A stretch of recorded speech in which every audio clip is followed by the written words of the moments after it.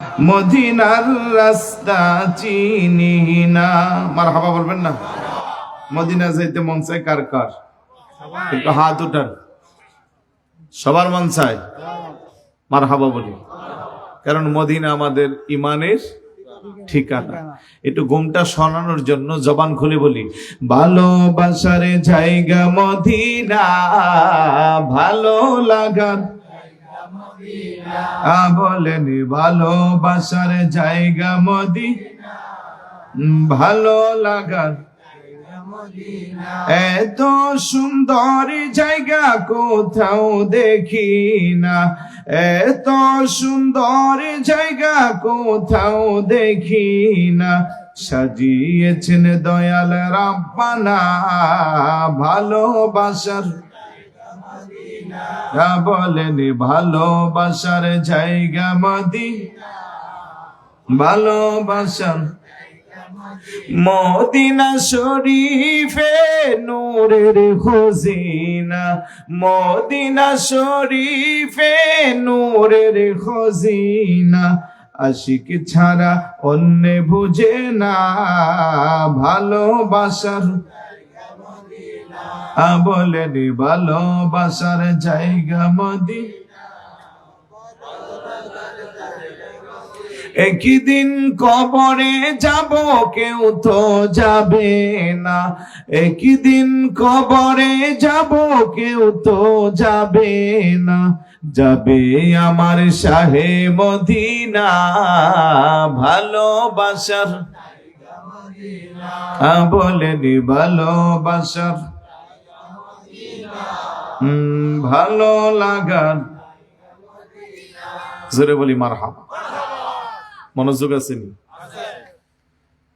আমাকে বিষয় বলা হয়েছিল স্বামী স্ত্রী, পাশাপাশি শ্বশুর শাশুড়ির প্রতি যত্ন, আর পাশাপাশি কিছু আকীদার কথা।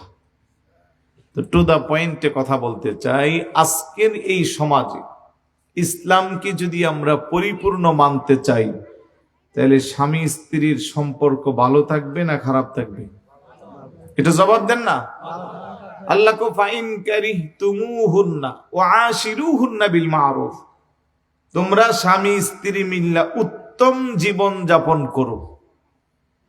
ওয়া জাআলা বাইনাকুম মাওয়াদ্দাতাও ওয়া রাহমা। কত সুন্দর ইসলাম দেখেন। যে মেয়েটার দিকে আপনার 1 ঘন্টা আগেও তাকানো হারাম ছিল, ইসলামী শরিয়া মোতাবেক যখন তার সাথে আদ্য হয়ে গেল, বিবাহ হয়ে গেল, এখন তার দিকে তাকানো ইবাদত। সুবহানাল্লাহ।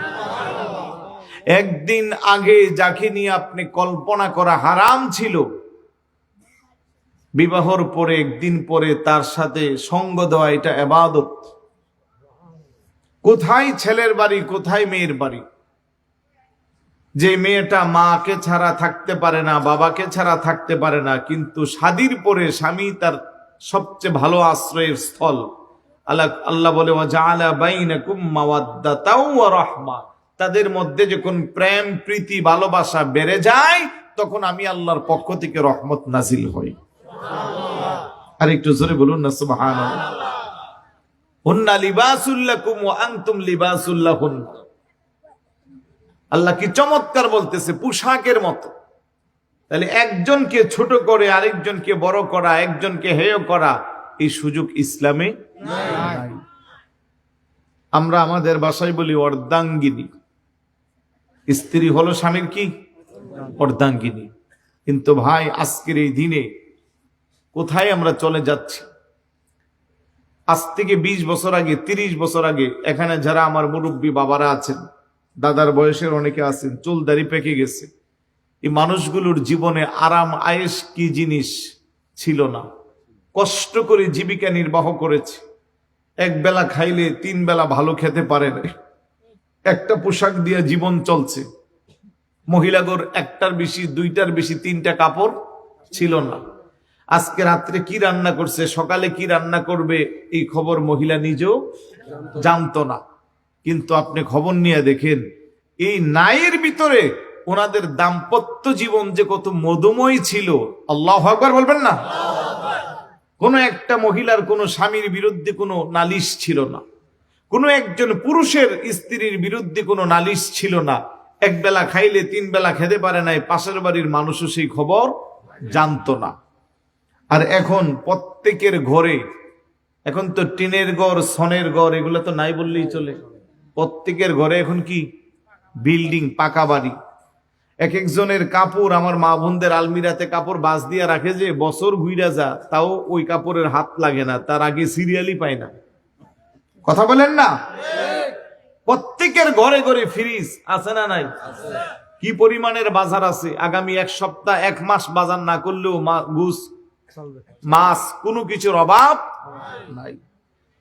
তারপরে আপনি ব্যাংকে টাকা আছে, স্বামীর ইনকাম ভালো, কিন্তু দাম্পত্য জীবনের শান্তি নাই। তার একমাত্র কারণ হলো আমরা ইসলাম থেকে দূরে সরে যাচ্ছি। আমরা যখনই ইসলাম থেকে দূরে সরে যাওয়া শুরু করছি, তখনই আল্লাহর গজব আমাদের উপরে নাজিল হতে শুরু করছে। 30 বছর আগে মহিলারা ফজরের আজান দিলে উঠে যাইত, উঠে আজানের ফর্সা হওয়ার আগে বাড়িঘর ঝাড়ু দিত, উজু বানাইয়া ফজরের নামাজ পড়তো। বাঙ্গা ঘরের পাশে জানালাটা খুইলা কলকাতার ছাপা বালিশের মধ্যে বড় বড় কোরআন শরীফ ছিল। মনে আছে আপনাদের? আমি গ্রামে বড় হয়েছি, আমার মনে আছে। প্রত্যেকের বাড়ি থেকে পুরুষ বলেন মহিলা বলেন কোরআনের দড়ি সুদ্ধ, অন্তত 1 পাতা হলেও কোরআন না পড়লে দিনের কাজ শুরু করত না। পুরুষ নামাজ পড়ে একটু কোরআন শরীফ পড়ে গরু গাবি থাকলে দুধ দহন করত, তার জন্য খাবার আনতো, বাজারে যাইতো, বাজার সদাই করত। নারী বলেন পুরুষ বলেন উভয়ে 5 ওয়াক্ত নামাজ পড়তো, অন্তত ফজরের নামাজ দিয়া তাদের জীবনের শুরুটা হইতো। আর এখন শহর বাদ দেন না, গ্রামে পর্যন্ত 9টার আগে 10টার আগে ঘুম ভাঙ্গে না। কোথায় ফজরের নামাজ, কোথায় তাহাজ্জুদ, কোথায় আশরাক, কোথায় আওয়াবিন, ফরজেরই খবর নাই, আবার এগুলো কোত্থেকে থাকবে? কথা বলেন ঠিক কিনা? স্বামী বিদেশে কষ্ট করে টাকা পাঠাচ্ছে, সেই টাকা নিয়ে স্ত্রী রং ডং ফুর্তি করতেছে। প্রবাসীরা যেই কষ্ট করে, আমি তো কয়েকটা কান্ট্রিতে ঘুরছি, প্রবাসীদের সাথে কথা বললে তাদের কথা শুনে আমার নিজেরই কান্না চলে আসে। স্ত্রী, সন্তান, মা বাবা, ভাই বেরাদন, আত্মীয় স্বজন, বন্ধু বান্ধব সব ফেলে ওই জায়গা এত অক্লান্ত পরিশ্রম করে একমাত্র নিজের পরিবারের মুখে একটু হাসি ফুটানোর জন্য। কিন্তু আমরা যারা দেশে আছি, আমরা প্রবাসীদের দুঃখ তো বুঝি না, বরং আমাদের চাহিদার কোনো শেষ নাই। হ্যাঁ, অমুকের এটা লাগবো, তমুকের এটা লাগবো, এই লাগবো, সেই লাগবো। একটা আনতে দেরি হইলে একজনের 1 গাল ফুইল্লা 3 গাল, হাসি আর চেহারাত নাই। ওই বেচারা যে জীবন তেজপাতা করতেছে আপনাদের মুখে হাসি ফুটানোর জন্য, তার কোনো ভ্যালু নাই। স্ত্রীরও চাহিদার শেষ নাই। বাচ্চাদের দোহাই দিয়া মাস শেষে লিস্টি মারে লম্বা। স্বামী টাকা উপার্জন করতে না পারলে ধার কর্য করে পাঠায় যে আমার স্ত্রী সন্তানরা অন্তত সুখে থাক, কষ্ট যা করার আমি করি। সেই টাকা নিয়ে স্ত্রী দেখা যাচ্ছে টাকা হাতে আসলেই পরে চলে যাচ্ছে সাতকানিয়া নামি দামি শপিং মলে, চট্টগ্রাম শহরে। হ্যাঁ, নিজের রং ডং ফুর্তি, আনন্দ, আহ্লাদ, বিভিন্ন ধরনের মেকআপ বক্স, এই টাইপের কাপড় চুপড়, শুধু এতটুকুর মধ্যে সীমাবদ্ধ নাই, স্বামীর অগোচরে আবার পরকীয়াতেও লিপ্ত হচ্ছে। নাউজুবিল্লাহ বলবেন না? ঘরে 2টা বাচ্চা আছে, তার স্ত্রী, তার স্বামী আছে, স্বামীর কোনো কিছু তার অভাব দিচ্ছে না, যে যখন যেইভাবে চাচ্ছে সব দিচ্ছে, কিন্তু স্বামীর টাকা নিয়ে আরেক পুরুষের সাথে পরকীয়া লিপ্ত হয়ে গেছে। নাউজুবিল্লাহ। এমন কোন দিন নাই পেপার পত্রিকা মিডিয়ার কল্যাণে আপনি পাইবেন না যে পরকীয়া আসক্ত হয়ে দুর্ঘটনা ঘটে নাই, স্বামী স্ত্রীর সংসারের বিবাদ ঘটে নাই। শুধু মহিলা না, পুরুষের মধ্যে এরকম দুশ্চরিত্রা কিছু মহিলা আছে, পুরুষও আছে, যাদের ঘরে স্ত্রী আছে, সন্তান আছে, তারপরও পরনারীর দিকে নজর দিচ্ছে। আর একটু জোরে বলি নাউজুবিল্লাহ। তাহলে পুরুষ বলেন মহিলা বলেন, চরিত্রহীনতা সব ক্যাটাগরি, সব দলে আছে না নাই? অথচ বিবাহর মতো একটা পবিত্র বন্ধন, স্বামী স্ত্রীর এই মধুর সম্পর্ক নষ্ট হচ্ছে শুধু এই পরকীয়ার কারণে। আমার কাছে তো ঘন ঘন ফতুয়ার কল আসে, যেহেতু নামের আগে মুফতি লাগানো, আসলেও তো ফতুয়া দেওয়ার মতো যোগ্যতা এলেম কালাম কিছুই নাই, তারপরেও ঘন ঘন ফোন আসে। উত্তরা থেকে গত কিছুদিন আগে এক বোন বলতেছে, আর্মি অফিসার, মোবাইলে রাতে কথা বলতেছে, রাতের, আমি স্টেটমেন্ট নিলাম আর কি, কথা ঘুরাই গেলে আমি এবার এগুলো বুঝি তো। রাতে 1:30টার দিকে একবার দিছে, 4টার দিকে একবার দিল। আমি বললাম যে রাতে 1:30 4টা আবার মোবাইলে কি করে দেখ, উনি ডিউটিতে ছিল। তা আপনি এমন কি ওনারে খেপাইয়ে দিলেন যে মোবাইলে কথা বলার সময় উনি উত্তেজিত হয়ে আপনারে এক রাতে 2বার তালাক দিল, তার কারণ কি? তখন বলে যে উনি আমারে সন্দেহ করছে। ওই যেটা বললাম আর কি, যা আপনারও একটা বাংলাদেশের মধ্যে যেহেতু আপনার স্বামী সেনাবাহিনীর কমিশনার র্যাঙ্কে আছে, এটা আপার ক্লাসের ফ্যামিলি, শান্তিময় ফ্যামিলি আপনাদের। আপনিও তো নিশ্চয়ই গ্রাজুয়েশন কমপ্লিট করা একজন বোন, রাজধানী ঢাকার উত্তরাতে থাকেন আপনারা, তো কেন এই সন্দেহ? সন্দেহ শুধু উনি আমারে করে না, আমি ওনারে করি।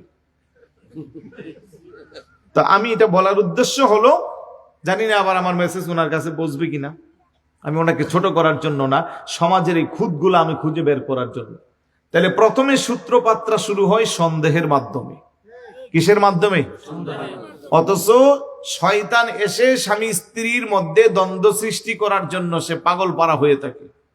আমরা ছোট সময় হুজুরদের কাছে শুনেছি, এটা হাদিসও আছে সম্ভবত, শয়তান বাস করে সমুদ্রের মাঝখানে। ওইখান থেকে সে কি করে, প্রত্যেক দিন তার চেলাপেলাদেরকে কর্ম বন্টন করে দায়িত্ব দেয়, এক একজন এক এক দিকে যা। তো মনে করেন কেউ আইসা 2 ভাইয়ের মধ্যে ঝগড়া লাগা, কেউ বাপ বেটার মধ্যে ঝগড়া লাগা, কেউ স্বামী স্ত্রীর মধ্যে ঝগড়া লাগা, কেউ আবার মাদ্রাসার ছাত্রদেরকে দ্বীনি ইলম শিক্ষা থেকে বিরত রাখে। তো আরেক দিন শয়তান বলতেছে আজকে তোমাদের পুরস্কার দিব, যার যার কাজের উপরে র্যাঙ্কিং হিসাব করে। তো 1 নাম্বার পুরস্কার পাইছে ওই মাদ্রাসার ছাত্রদেরকে যে ফিরাইয়া রাখছে, সে আবার ল্যাংরা শয়তান, বেশি হাঁটাচলা করতে পারে না, দূরে যাইতে পারে না, সে মানে কাছাকাছি মাদ্রাসার ছাত্ররে আটকে রাখছে। আর 2 নাম্বার পুরস্কার পাইছে যে স্বামী স্ত্রীর সংসারে আগুন লাগাই দিচ্ছে। আমি 4টা সন্তান, দাম্পত্য বয়স 15 থেকে 20 বছর সংসার করছে, ওই সংসারটার আমি ভেঙে দিছি। তাইলে তুই 2 নাম্বার পুরস্কার পাবি। তোরা 1 নাম্বারটাই দিতাম, যেহেতু 1 নাম্বারটা তারই দিতে হবে, কারণ সে যদি আলেম হয় তাহলে এই দুনিয়ার মানুষকে বুঝাইয়া দ্বীনের পথে, ইসলামের পথে, কোরআন সুন্নাহর পথে নিয়ে আসবে। তখন আমরা শয়তান যে ওই জায়গা আর কাজ করতে পারবো না। আজকের মাহফিলেও কি মনে করতেছেন শয়তান নাই? আরেকটু জোরে বলুন, আছে না নাই? এটা একটা প্যান্ডেল হইল, এই এলাকায় যে মানুষ বসবাস করে এরকম 4টা প্যান্ডেলের দরকার। কিন্তু বহু যুবক আসতেছে আর ওইদিকে ঘুরতেছে, দোকানপাট থেকে ঘুরে ঘুরে চলে যাচ্ছে। ওরা চাচ্ছে আসতে, কিন্তু ওদেরকে আসতে দিচ্ছে না। তার নাম কি? জোরে বলুন। শয়তান যে দিবে না এটা আবার আমার কথা না, আল্লাহ নিজে কোরআনে রেকর্ড করে শয়তানের কথা রেখে দিয়েছে। 8 নম্বর পারা, হিফজুল কোরআনের 11 নম্বর পৃষ্ঠা, সূরা আরাফের 16 এবং 17 নম্বর আয়াত। শয়তান কি বলে শুনবেন নি? ক্বালা ফাবিমা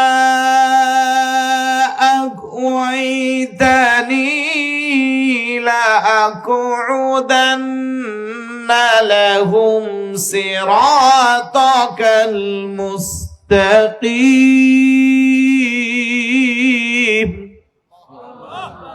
শয়তান কে আল্লাহ তুমি আমার অভিসম্পাদ দ্বারা লানত দিয়ে বের করে দিচ্ছ, আমি রাস্তার মোড়ে মোড়ে উৎপেতে বসে থাকবো, তোমার বান্দারা কি করে ভালো কাজে অগ্রগামী হয় আমি দেখে নিব। নাউযুবিল্লাহ বলবেন না? সুম্মা লাআতিয়ান্নাহুম মিন বাইনি আইদিহিম ওয়া মিন খালফিহিম ওয়া আন আইমানিহিম ওয়া আন শামাইলিহিম ওয়া লা তাজিদু আকসারাহুম শাকিরিন। আমি তোমার বান্দাদেরকে সামনের দিক দিয়ে বাধা দিব, পিছনের দিক দিয়া বাধা দিব, ডান দিক দিয়া বাধা দিব, বাম দিক দিয়া বাধা দিব। ওয়ালা তাজিদু আকসারাহুম শাকিরিন, ফলে তুমি তোমার বান্দাদেরকে তোমার কৃতজ্ঞশীল বান্দার অন্তর্ভুক্ত পাইবে না। চিৎকার করে বলি নাউযুবিল্লাহ। তাহলে সামনে পিছে ডানে বামে সব দিক দিয়া যে বাধা দিব তার নাম কি? ওই শয়তান আপনাদের এই সাতকানিয়া পশ্চিম ডোলু ঘোড়াপাড়া আছে না নাই? আওয়াজে বোঝা যায় নাই? তো এই শয়তান সব জায়গায় চেষ্টা করে কি করে বান্দাকে ভালো কাজ থেকে দূরে রাখবে। নামাজ পড়তে যা, নামাজের বাধা দে, কোরআন পড়তে যা, কোরআনের বাধা দে, মাহফিলে আসতে চা, বাধা দে, বাবা মার খেদমত করতে যা, বাধা দে, স্বামী স্ত্রীর গভীর সম্পর্ক সে আস্তেই করে এখানে সন্দেহ সৃষ্টি করে, 2 জনের দাম্পত্য জীবনে কলহ বিবাদ সৃষ্টি করে। কথা বলেন ঠিক কিনা? আপনি দেখবেন যতগুলো তালাকের মাসালা আছে, আমার অভিজ্ঞতা থেকে বলছি, আমি ডিপলি যখন জানতে চাই, একদম নাতিন একটা বিষয় নিয়ে ওনাদের প্রথম শুরু হয়, তারপরে কেউ ছাড় দেয় না, মানে দুইজনই যার যার জায়গা অনেক কিছু, একটা সময় যে সংসারটা ভেঙে যা। এই জন্য মা বোন যারা আছেন আমার কথাগুলো শুনতেছেন, আল্লাহ নবী কও আল মারআতু ইজা সাল্লাত খামসাহা ওয়া সামাত শাহরাহা ওয়া আহসানাত ফারজাহা ওয়া আতাআত যাওজাহা ইয়াদখুলুনাল জান্নাতা আইয়ু আবওয়াবিন শাআত। আমার উম্মতের মহিলারা জান্নাতে যাওয়া একবারে সহজ। 8খানা জান্নাতের সব দরজা তাদের জন্য খোলা থাকবে, যে দরজা দিয়া মনে চাই সেই দরজা দিয়া তারা জান্নাতে প্রবেশ করবে। 1 নম্বরে ইজা সাল্লাত খামসাহা, তারা 5 ওয়াক্ত নামাজ আদায় করবে। 2 নম্বরে ওয়াসামাত শাহরহা, রমজানের রোজা রাখবে। অধিকাংশ মহিলারা ছোট বাচ্চার দোহাই দিয়া নামাজ আদায় করে না। হুজুর আমার ছোট বাচ্চা ঘন ঘন প্রস্রাব করে, কেউ আবার বলে আমার স্বামী বড় রাগান্বিত, তার কাজগুলো ঠিক মতো না করলে ঝগড়া হয়। কেউ আবার শ্বশুর শাশুড়ির নামে মিথ্যা অপবাদ দেয় যে আমার শ্বশুর শাশুড়ি খারাপ, এজন্য নামাজ পড়ার সুযোগ পাই না।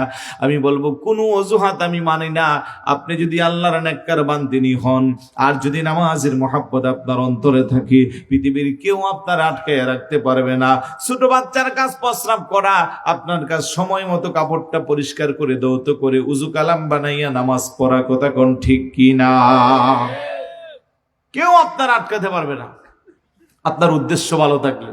আপনি বলবেন আমার সংসার বড় অভাবের দুঃখের, আমার স্বামী কষ্ট দেয়, আমার শ্বশুর শাশুড়ি কষ্ট দেয়। আমি বলবো আপনার সংসার কিসের কষ্ট? আমার নবীর কলিজার টুকরা বেহেশতের কোটি কোটি মহিলাদের সর্দারিনী খাতুনে জান্নাত মা ফাতেমা রাদিয়াল্লাহু তাআলা আনহার জিন্দেগীর সাথে তুলনা করলে আপনার জীবনে কষ্টই নেই। কথা বলেন, এত কষ্ট করেছে। তারপর ইমাম হাসান রাদিয়াল্লাহু তাআলা আনহু যখন বড় হয়েছে, উনি বলতেছে মাঝে মধ্যে আম্মা সকালবেলা বলতেন, আল্লাহ রাতটাকে যদি আর একটু লম্বা বানাইয়া দিতা, আমি ফাতেমা তোমার এই সিজদা একটা বেশি দিতে পারতাম। আল্লাহু আকবার বলবেন না? আর আমার মা বোনেরা নামাজ নাই, সারাক্ষণ তোনারা অবসর পাইলে মোবাইল, নাটক, সিনেমা, বিভিন্ন চ্যানেল নিয়ে ব্যস্ত। আর আগেরকারের মা বোনেরা যারা ছিল, তারা সন্তান গর্ভে নিয়ে সবাই কি করত? কোরআন তেলাওয়াত করত। আমার কিন্তু 3 বছর বয়সে আমার মা মারা গেছে। আমার বড় 2 ভাই 2 বোন, তাদের প্রত্যেকের সময় মা পেটে বাচ্চা নিয়ে কোরআন খতম করেছিল। কিন্তু আমার সময় আমার মা, আমি গর্ভ থাকা অবস্থায় থেকে অসুস্থ, কোরআন খতম করতে পারে না। এই জন্য নাকি উনি অনেক সারাক্ষণ কান্না করত, এবং আমার বাবাকে বলেছে যে আমার এই ছেলে যেন অন্তত কোরআনে হাফেজ হয়। আমি এটা বোঝাইবার চাইলাম যে মার পেট দামি হইলে সন্তান এমনি আল্লাহ দামি বানায়। এখানে যারা আলেম আছে, যাদের নামের আগে আল্লামা, মাওলানা, মুফতি, হাফেজ, কারি আছে, এগুলোর হালকাভাবে নিতে পারবেন না। ওদের প্রত্যেকের মা বাবার নেকির কারণে আল্লাহ তাদেরকে মর্যাদা দিয়েছে। এই জন্য আব্বা আম্মা যারা আছেন, আপনি দামি হন, খোদার কসম আপনার পেটের সন্তান এমনি দামি হবে। হুজুর গাউসে পাকের জীবনী পড়লে দেখেন যে আম্মা জানের গর্ভ থেকে 18 পারা কোরআন মুখস্থ করে আসছে। এমনি আসছে? হুজুরের আম্মার জীবনীতে দেখা যায় জীবনে কোনোদিন সূর্যের আলো ওই আম্মার মাথার শীতির মধ্যে লাগে নাই। আপনারা জানেন হুজুরের আব্বা যখন, ওই ফলের ঘটনা সবাই জানেন না? একটা ফল গেল বেশে, যেটা শরীয়ত সম্মত, এটা খাওয়া জায়েজ। আর উনি খায়া চিন্তা করলো, কার গাছের ফল খাইলাম? নদীর পাড়দা ঘুরতে ঘুরতে অনেক জোরে যায়, সেই ফল গাছের মালিককে খুঁজা বাইর করছে। আর মালিককে এরকম মানুষ তো পাওয়া মুশকিল। সুবহানাল্লাহ বলবেন না? সুযোগে ব্যবহার করলো। এক শর্তে করতে পারি, 12 বছর আমার বাড়িতে তোমার চাকর থাকতে হবে। উনি চিন্তা করলো, একটা হক করলো আর একটা হক করলো ইবাদ। আল্লাহর হক আল্লাহ মাফ করবে, কিন্তু বান্দার হক তো আল্লাহ মাফ করবে না। 12 বছর কষ্ট করে কাজ করছে, ক্ষমা চাইতে গেছে, না এখনো ক্ষমা করার যোগ্য হয় নাই। আরেকটা শর্ত আছে, আমার একটা মেয়ে আছে, চোখে দেখে না, কানে শুনে না, বুবা, কথা বলতে পারে না, হাঁটতে পারে না, ল্যাংড়া। এই সব শর্ত দিয়া উনি চিন্তা করলো তারপর আমি মাফ নেওয়া দরকার। সুবহানাল্লাহ বলবেন না? রাজি হয়ে গেল, শাদী হইল। শ্বশুর নিয়ে নিজে বাসর করে দিয়ে আসলো, দেখতেছে শ্বশুরের বর্ণনা আর বাস্তবতার কোনো মিল নাই। বের হয়ে আসতে বললো, আপনি মনে ভুল করে আমার অন্য জায়গায় প্রবেশ করাইছেন। শ্বশুর ডাক দেখো, না আমি বলেছিলাম আমার মেয়ে চোখে দেখে না, আমার মেয়ে এই জীবনে কোনোদিন কোনো পরপুরুষকে তার চোখ দিয়ে দেখে নাই। আমি বলেছিলাম আমার মেয়ে কানে শুনে না, আমার মেয়ে আজ পর্যন্ত কোনো অন্য পুরুষের কথা তার কান দিয়া শুনে নাই। আমি বলেছিলাম আমার মেয়ে হাঁটতে পারে না, আমার মেয়ে আমার এই ঘরের বাহিরে আজ পর্যন্ত কোনোদিন বের হয় নাই। আমি বলেছিলাম আমার মেয়ে ভুয়া কথা বলতে পারে নাই, আমার মেয়ে পরিবার মা বাপ ছাড়া আর ভাই বোন ছাড়া আর পৃথিবীর কারোর সাথে কোনোদিন কথা বলে নাই। আর বাবা তাও শুনো, আমি তোমাকে 12 বছর চাকরানি হিসেবে আমার বাড়িতে চাকর হিসেবে রাখি নাই, কারণ আমার মেয়েটা বিবাহের উপযুক্ত হওয়ার জন্য 12 বছর বাকি ছিল। সেই জন্য আমি তোমারে 12 বছর আটকাইছি। আর তোমার মধ্যে যা আছে, উনিও তো আল্লাহর নবী, উনিও কাশফুর মাধ্যমে মুরাকাবার মাধ্যমে দেখলো, পুরা শরীরটারে স্ক্যান করে ফেলে দেখলো যে এটা একটা সোনার টুকরা। বড় করে বলি সুবহানাল্লাহ। তো আরেকটা হীরার টুকরারে দিয়া দিল যে এই দম্পতির ঘরে আব্দুল কাদের জিলানী হবে না, কার ঘরে হবে? এই সমাজেও যেই মা যত বেশি দামি, যেই বাবা যত বেশি দামি, ওই ঘরের সন্তান তত বেশি দামি হয়। দামি মিন্স এই নয় 1000 কোটি টাকার মালিক, দামি মিন্স হলো নেক সন্তান। কথা বলেন ঠিক কিনা? এই জন্য আমাদেরকে বলবো 5 ওয়াক্ত নামাজ পড়বেন। আপনি আধুনিক বিজ্ঞানে আসছে, অধিকাংশ বাচ্চা এখন যারা প্রসব করছে ওদের অধিকাংশ ওরা বিকলাঙ্গ হচ্ছে, ব্রেন নষ্ট, চোখ নষ্ট। বিজ্ঞান বাইর করছে মা যে সারাক্ষণ মোবাইল দেখে, এই মোবাইলের রেডিয়েশন, গড়ে যে ওয়াইফাই এর যে আপনার রাউডার আছে তার রেডিয়েশন দুইটা মিল্লা বাচ্চার ব্রেনে আঘাত হচ্ছে। এবং বিজ্ঞান বলতেছে মার মনোমস্তিষ্ক সারাক্ষণ যা চলে বাচ্চার মধ্যে সে এফেক্ট পড়ে। তো মা যদি সারাক্ষণ কোরআন শরীফ পড়ে ওই বাচ্চাটা কোরআন প্রেমী হয়। মা যদি সারাক্ষণ নবীর উপরে দুরূদ শরীফ পাঠ করে, মা যদি বেশি বেশি নাতে রাসূল পাঠ করে, ওই বাচ্চাটা বড় হলে নবী প্রেমিক হয়। পাকিস্তানের ছোট্ট একটা শায়ের সাহিল, যার গজল এখন গোটা নেট দুনিয়া কাঁপতেছে, ভাইরাল, দেখছেন না? এ কি বেশি বড়? আমি গাড়িতে রাতের বেলা যখন চলি আমরা এগুলা নাত লাগাই, কোরআন তেলাওয়াত শুনি, ড্রাইভার আমরা সবাই মিলে, যাতে ঘুম না আসে। তো তার এগুলো আমি যত শুনি ততই আমি তার প্রেমে পড়ি। আমি ওই দিন বলতেছি তারা পাইলে আমার বুকের সাথে জড়াই 1 ঘন্টা ধরে রাখতাম। আল্লাহ তার কণ্ঠের মধ্যে এমন জাদু দিয়েছে। তার একটা সাক্ষাৎকারে ফুটে উঠে আসছে যে সে এত বেশি নাত, এটা গড গিফটেড। কারণ আপনারা তারা শিখাই এরকম করতে পারবেন না। তার মা একজন নাত খা, জোরে বলুন না সুবহানাল্লাহ। তার মা সারাক্ষণ নাত পড়তে, সে যখন পেটে ছিল আল্লাহ তারে নাতকা হিসেবে কবুল করছে। ইন্দোনেশিয়ার আরেকটা ছোট বাচ্চা 2-2.5 বছরের, মা কোরআন তেলাওয়াত পড়ে, সেও মার ঠোঁটের আগে আগে পড়ে তার ব্যাপারে তত্ত্ব দিল তার মা যে এই পেটে সন্তান থাকা অবস্থায় প্রায় 100-র উপরে উনি খতম করছে। উনি একজন হাফেজা মহিলা, কারণ ইন্দোনেশিয়ার ছেলে মেয়ে সব বেশিরভাগ হাফেজ। মারহাবা বলবেন না? তাহলে আমি মাকে বলবো, আপনি দামি সন্তান যদি জগতে দিতে চান, আগে মা দামি হয়ে যাও। 5 ওয়াক্ত নামাজ পড়বেন। 2 নম্বরে আমার নবী কো সাওমাত শাহরহা, রমজানের রোজাগুলো রাখবা। আল্লাহর পক্ষ থেকে মা বোনদের জন্য স্পেশাল কিছুটা রোজা ছাড় হয়, এটা গণনা করে বছরের অন্য সময় রেখে দিবেন। ওই সময়ের নামাজগুলো আর পড়তে হবে না। চার ব্যবস্থা 1 ঘন্টা হয়ে যেতেছে। চা এখানে জিরে দিচ্ছেন, এটা চা না, এটা শরবত, চিনি ছাড়া, বুঝছেন? একবারে চিনি ছাড়া। কম চিনি বললেও দেখতেছি যেই চিনি দেন, বুঝি না চিনির দাম কি সস্তা নাকি? সবাই এখন আমরা বলি চিনি ছাড়া, কিন্তু দেওয়ার সময় সবাই বেশি করে দেয়। একটু ভালো করে গরম করে চিনি ছাড়া চা দেন। এটা দরুদ শরীফ পড়ে আল্লাহুম্মা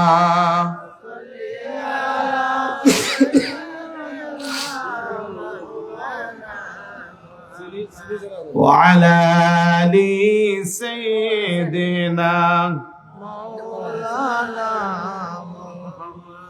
আরশের নিচে সিজদায় পড়ে কাঁদিবেন নবী যারে যার, মাফ করে দাও উহে আল্লাহ উম্মত আমার গুনাহগার। আল্লাহুম্মা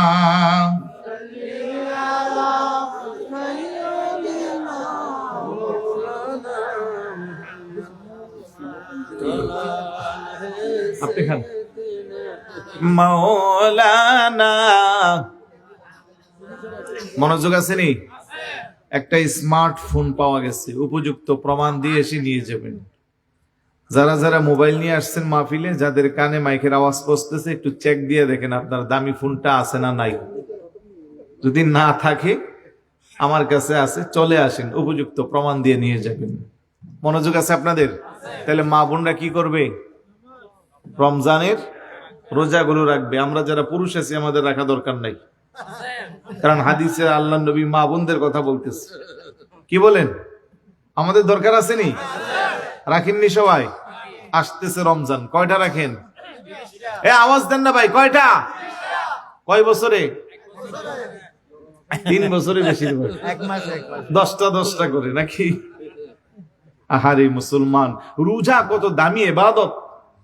রোজাদার রোজা রেখে যখন রাতের বেলা ঘুমায়, তার নিঃশ্বাস, দিনের বেলা যখন ঘুমায় তার নিঃশ্বাসের কাছে শয়তান আসতে পারে না। বুমের চইটার পাওয়ার বেশি।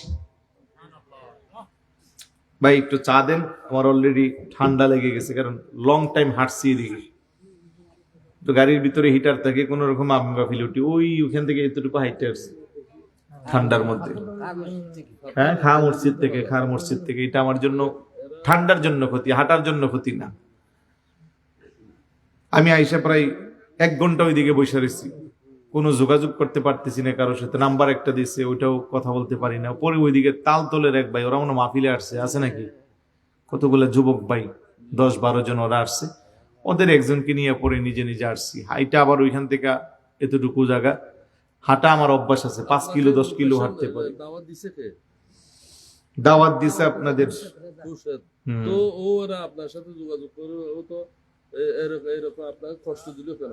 যাই হোক, কষ্ট যেটা হয়ে গেছে সমস্যা নাই। আমি ঠান্ডারে ভয় পাই আর কি, কারণ ঠান্ডা তো খুব বেশি। আজকে তুলনামূলক একটু কম। কালকে ছিল আমার প্রোগ্রাম ছিল একটা কসবার, একটা কুমিল্লা ব্রাহ্মণপাড়া, ওইদিকে আরো শীতের পরিমাণ অনেক বেশি।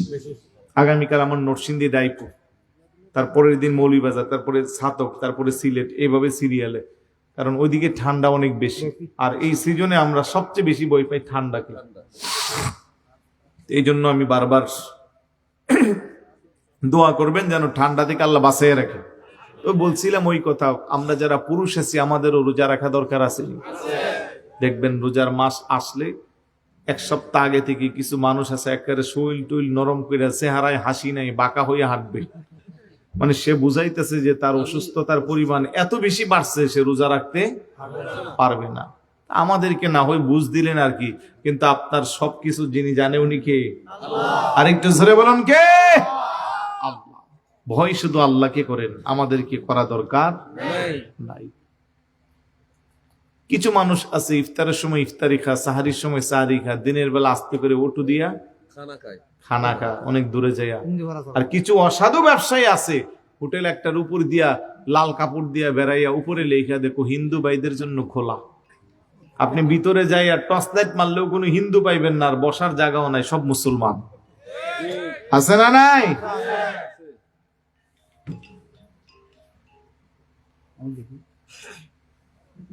আসসালামু আলাইকুম। এই মোবাইলটা পাওয়া গেছে, এটা হারিয়ে গেছে। যার মোবাইল ওনাকে বলেন মাহফিলের স্টেজে আসতে।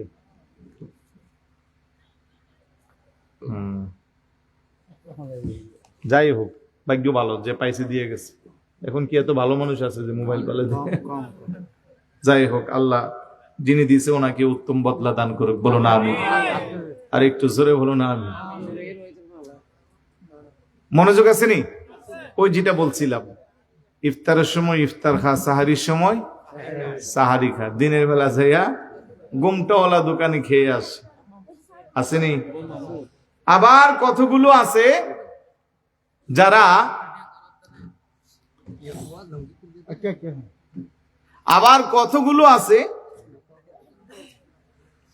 রোজা রাখি না, কিন্তু ইফতারের দাওয়াত দিলে একটাও।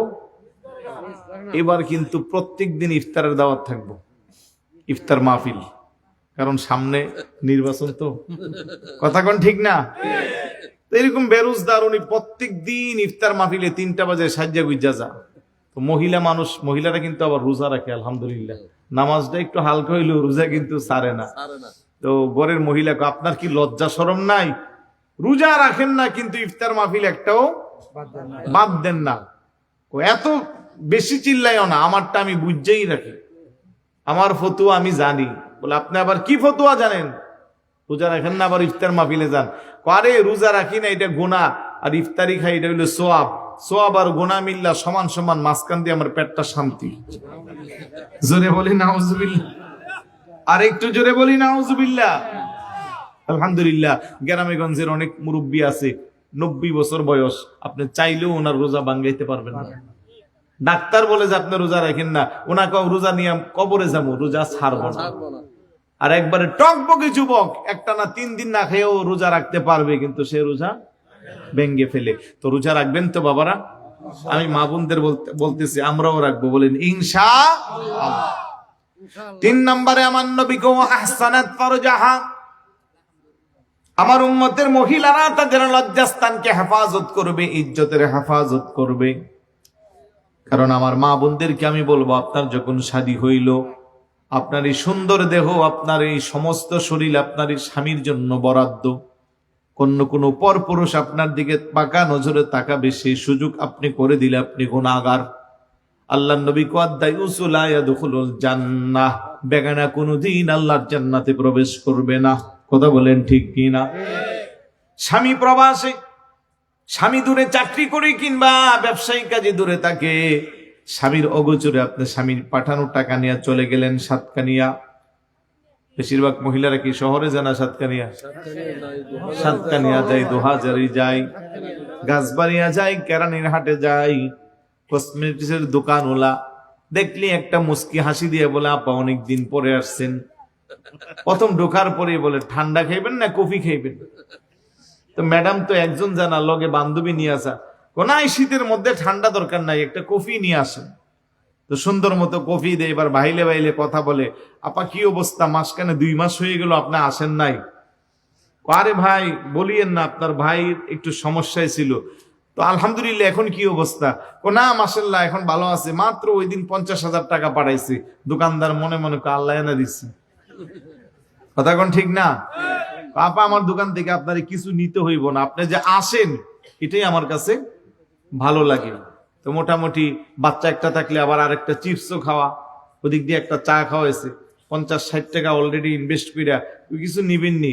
তো ম্যাডাম কো না এমনি আসছি, ঘুরতে আসছি। না ঠিক আছে, পরবর্তীতে আবার আসলে আসবেন আর কি। আপা বলে কি, ইন্ডিয়ান এক জোড়া চুরি আছিল, আমি 12 জোড়া আনছিলাম, ভাগ্য ভালো 11 জোড়াই শেষ, 1 জোড়া আছে। আর মনে মনে ভাবতেছি, আরে আমাদের ওই কি বলে পশ্চিম ডৌলু ঘোনাপাড়ার আপা যদি আসতো, আপা যে মাশাআল্লাহ সুন্দর, হাতের মধ্যে চুরিটা খুব মানাইতো। নাউজুবিল্লাহ বলবেন না? যেহেতু চা খাইছে, বাচ্চারে চিপস খাওয়াইছে, এখন তো কথা একটা সুইটটা যাওয়ার কোনো সুযোগ আছে? আজ থেকে রেখো, আচ্ছা দেখি কোন রকম। এখন বাইর করার পরে আপারও মোটামুটি চুরি পছন্দ হয়েছে, আস্তেই করে আপার হাতটা ধইরা চুরিটা এইভাবে পরাইয়া দিচ্ছে। নাউজুবিল্লাহ বলবেন না? আমার ওই বোনের এই হাত কোনোদিন আল্লাহর জান্নাতে প্রবেশ করবে না। ওই ছেলের এই হাত ধরার কোনো অধিকার নাই। হচ্ছে না ভাই এরকম? চোখে হাতে লাগাই দিয়া এবার বলতেছে অনেক সুন্দর হয়েছে। তো ম্যাডাম কত? কেমনে তো 600 টাকা জোড়া বেশি, 1 জোর যেহেতু আছে, আপনার সাথে তো আর দাম নিয়ে কথা না, আপনি আমার কিনা দাম দিলেই হবে 450 টাকা। উনিও মনে মনে খুশি, 50 টাকা অলরেডি খাওয়াইলেছে, আর 600 টাকার চুরি পাইতেছে, 450 টাকা দিয়া 500 টাকার নোট দিয়ে আস্তে করে গেছে। বাড়িতে আসার পরে দেখে পাশের ঘরের মহিলাও এরকম চুরি দেখা যায়। তো ভাবি আপনার চুরিগুলো তো আমার গুলার মতো, কত দিয়ে আনছেন? আমি মৌলবীর দোকান থেকে আনছি। কত? 30 টাকা জোড়া নিচ্ছে। আছে না নাই? আওয়াজ দেন, আছে না নাই? এরকম হাজার হাজার হচ্ছে। আমার মা বোনেরা বুঝে না। পরপুরুষ আপনার প্রশংসা করলে আপনি খুশি হওয়ার কি আছে? আপনার স্বামী যদি আপনার প্রশংসা করে, এটা আপনার জন্য ইবাদত, আপনার আমলনামায় সওয়াব লেখা হবে। কই আপনি তো আপনার স্বামীর সামনে কোনোদিন সেজে গুজে মেকআপ করে সুন্দর পোশাক পরে যান না, আপনি আরেকটা পরপুরুষকে দেখানোর জন্য যান। গায়ে হলুদের অনুষ্ঠান, বিবাহের অনুষ্ঠান, নাউজুবিল্লাহ বলবেন না? বিবাহের অনুষ্ঠানের মধ্যে সুন্দর করে কর্ণেকে বসানো হয়, ছবি তোলা হয় যাকে যাকে। এখনো বিবাহ হয় নাই, এখনো পুত্রবধূ বানানো হয় নাই, তার আগে পুরো এলাকায় খবর হয়ে যা, অমুকের ছেলের বউ মাশাআল্লাহ কি সুন্দর।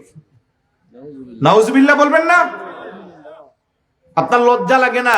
আপনার পুত্রবধূ, আপনার স্ত্রী, আপনার ভাইয়ের বউ, আপনার বোনের স্বামী আপনি আরেকজন পুরুষ যায়া ওই মেয়ের শরীরে হাত দিয়া দিয়া তার পজিশন ঠিক করে দে, ছবি উঠানোর সময় ক্যামেরাম্যানটা যায় এমনি মুখ বাঁকা করে দে, ডিজাইন ধরা এরকম স্টাইল শিখিয়ে দে। খারাপ লাগতেছে? মনে কষ্ট নিচ্ছেন? তো ওই দাম্পত্য জীবনে শান্তি আসবে? আল্লাহ নবী কো আহসানাত ফারজাহা, তোমার এই ইজ্জতের হেফাজত তুমি নিজে করবা। তোমার বিবাহিত স্বামী ছাড়া আর কোনো পরপুরুষের কোনো অধিকার নাই তোমার সৌন্দর্য উপভোগ করার। এখন আপনি যাওয়ার সময় সেজে গুজে যাবেন আর আধুনিক মুফতিদের ফতোয়া শুনবেন যে বোরখা পরা মুখ খোলা রাখা যা, কারণ এই ফতোয়া বাংলাদেশেও ডেলিভারি হয়েছে। তাহলে এটা কি পর্দার হুকুম হলো? আপনি মাথার চুলের গোড়া থেকে একেবারে পায়ের টাকনুর নিচ পর্যন্ত আপনি পর্দা করবেন, হাতে মোজা লাগাইবেন, আপনি নিকাব করবেন, চোখ দেখা যাবে চলার জন্য ইসলামী শরীয়ত যেভাবে। আর আপনি ওই পোশাক পরবেন যেটা পরলে এটার ভিতরে কি 18 বছরের যুবতী না 70 বছরের বুড়া মহিলা বোঝা যায় না। ওই পোশাক পরার কথা আল্লাহ বলছে। আল্লাহ বলে ইয়া আইয়ুহান নাবিয়্যু কুল্লি আজওয়াজিকা وبناتك ونساء المؤمنين يدنين عليهن من جلابيبهن ذلك أدنى أن يعرفن فلا يؤذين وكان الله غفورا رحيما। চিৎকার করে বলি সুবহানাল্লাহ। আল্লাহ বলে হাবিব আপনি বলে দিন আপনার স্ত্রীদেরকে, ও বানাতিকা আপনার কন্যাদেরকে, অনিসাইল মুমিনিন পৃথিবীর সমস্ত মুমিনা মহিলাদেরকে, ইদনিনা আলাইহিন্না বিন জালাবিবিহিন্না তারা যেন ঢিলা ডালা পোশাক পরে। সুবহানাল্লাহ। কি পোশাক? এখন আমার মা বোনেরা এমন পোশাক পরে বকাটে ছেলেরা কোনটা মা আর কোনটা মেয়ে বুঝাই জানা। নাউজুবিল্লাহ বলবেন না? আহা, এই রূপ লাবণ্য চিরস্থায়ী? নেক আমল থাকলে দুনিয়াতেও আপনি দামি, পরকালেও দামি। আজকে যারা রূপ লাবণ্যর সাগরে ভাসতেছে, বিশ্ব সুন্দরী 20-30 বছর পরে চামড়া টান দিলে 2 ইঞ্চি লুজ হবে, রাস্তার পাশে পড়ে থাকলে কেউ থুতুও দেয় না, তাকাবে দূরের কথা। সুতরাং এই মহামূল্যবান চরিত্রকে দুনিয়ার রূপ লাবণ্য দিয়ে আপনি ধ্বংস করতে পারেন। আপনি বলবেন অমুক নায়িকা করে, অমুকে করে, বলিউড করে, হলিউড করে, আমেরিকা করে, লন্ডনে করে। আমি বলবো তাদের ঈমান নাই, তারা বেঈমান, তাদের সাথে আমাদের কোনো সম্পর্ক নাই। আমাদের পরকাল আছে, আমাদের কবর আছে, আমাদের হাসর আছে, আমাদের মিজান আছে, আমাদের ফুলসিরাত আছে, আল্লাহ আল্লাহ রাসূলের কাছে আমাদের জবাবদিহিতা আছে। কথা বলেন ঠিক কিনা? ইহুদি খ্রিস্টানদের সাথে কেন আপনি নিজেকে বানাবেন? কেন আপনি তুলনা করবেন? আপনাকে আল্লাহ সৃষ্টি করেছে। আল্লাহ কাররামনা বানি আদম, আমি বনি আদমকে সম্মানিত করে সৃষ্টি করেছি, আমি মহব্বত করে সৃষ্টি করেছি। বান্দা এত গুনাহ করে, আল্লাহর রহমত আল্লাহর পক্ষ থেকে দেওয়ার কোন ফ্যাসিলিটি আল্লাহ কমায় না। কেন? আল্লাহকে তার জীবনের শেষ নিঃশ্বাস ত্যাগ করা পর্যন্ত আমি তার সুযোগ করে দিয়েছি। সে যদি তাওবার মতো তওবা করে, আমি আল্লাহ তার তামাম জীবনের গুনাহগুলো ক্ষমা করে দিব। চতুর্থ নম্বরে আমার নবী কো আতাআত যাওজাহা, আমার উম্মতের মহিলারা তারা তাদের স্বামীর আনুগত্য করবে। আজকের এই সমাজে আমরা দেখতে পাই স্বামীর কথা শুনে না, স্বামীর আনুগত্য করে না, স্বামীকে যেইভাবে ইচ্ছা তুচ্ছ তাচ্ছিল্য করে। দেখা গেল স্ত্রীর চেয়ে স্বামী, স্বামীর চেয়ে স্ত্রীর বাবার টাকা পয়সা বেশি আছে, স্বামীর চেয়ে স্ত্রীর শিক্ষা দীক্ষা বেশি, স্বামীর চেয়ে স্ত্রীর সুদর্শন বেশি। কোনো না কোনো কারণে আল্লাহর হুকুম ছিল বিদায় দাম্পত্য জীবনে একে অপরের পরিপূরক হয়েছে। এখন কথায় কথায় স্বামী বেচারাকে অপমান করে, আছে না নাই? ইসলাম সেই হুকুম আপনাকে দেয় নাই। বড় একটা হাদিস আছে, আল্লাহর নবী বলে, যদি কোনো মানুষ মানুষকে সিজদা করার হুকুম থাকতো তাহলে আমার উম্মতের মহিলারা তাদের স্বামীকে সিজদা করার কথা আমি বলতাম। তার মানে এখানে স্বামীর গুরুত্ব বোঝানো হয়েছে।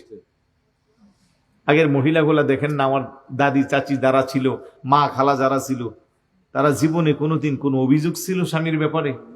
বা পুরুষ যারা ছিল তারাদের তো অভিযোগ ছিল। আমার এক নানা শ্বশুর, মানে আমার শাশুড়ির খালু, উনি সরকারি চাকরি করতো, আমার চেয়ে আরো মনে 4 আঙ্গুল লম্বা হবে। এখনো মাশাআল্লাহ এত স্মার্ট, এত সুন্দর, মানে সুন্দরের কোনো কমতি নাই।